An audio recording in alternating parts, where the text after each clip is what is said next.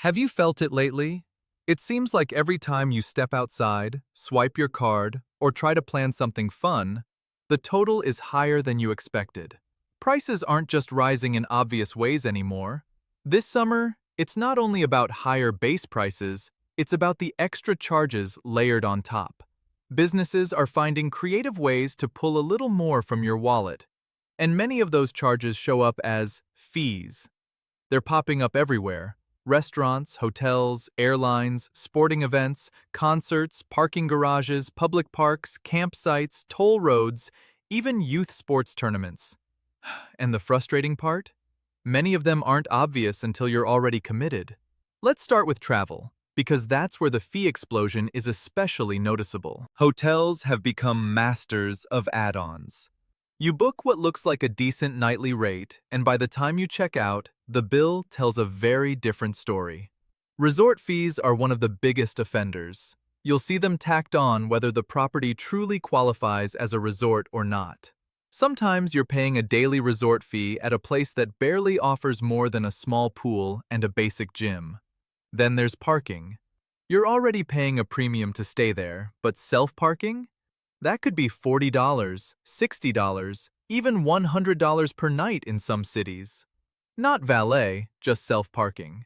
You park your own car, walk yourself to the lobby, and still get charged like you're at a luxury event. Wi-Fi used to be complimentary almost everywhere. Now some properties still charge for it, unless you're part of their loyalty program.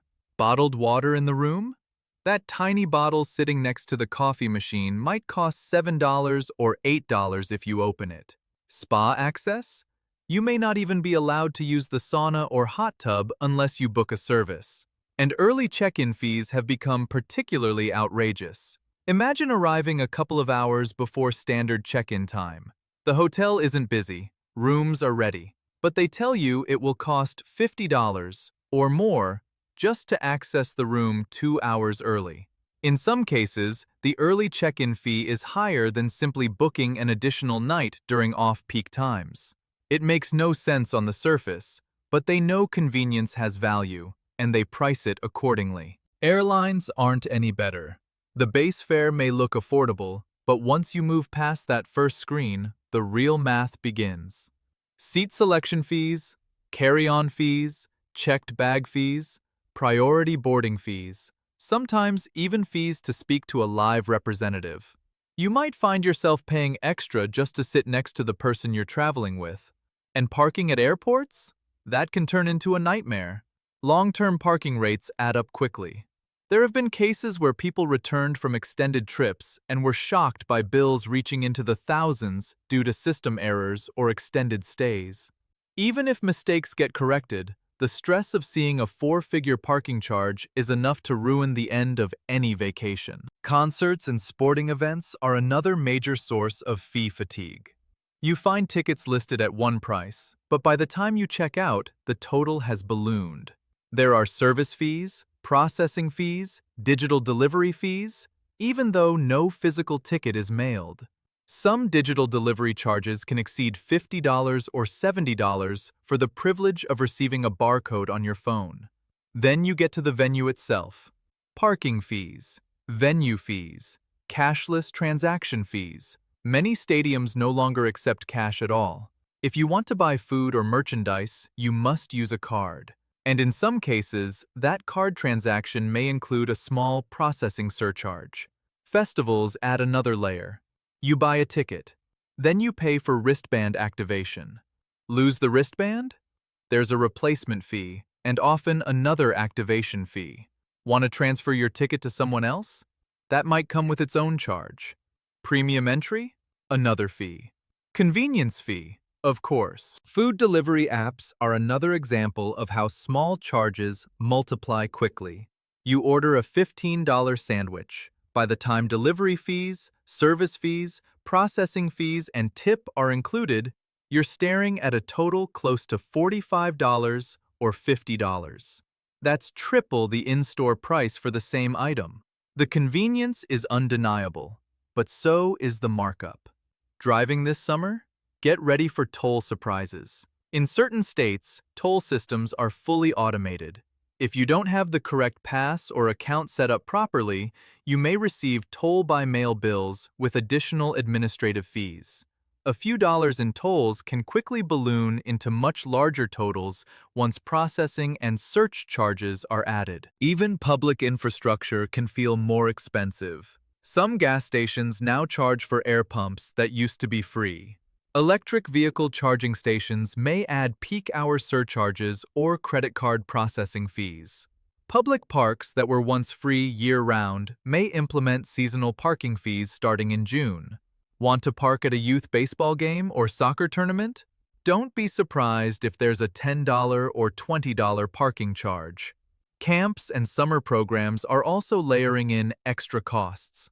There's the base registration fee, but then there might be a separate online processing or registration platform fee. Equipment rental fees are common for activities like tubing, kayaking, or paddleboarding. You pay for the time on the water, and separately for the equipment itself. All of these fees may seem small on their own. $5 here, $10 there, $20 at the gate, but they accumulate. And that's the strategy.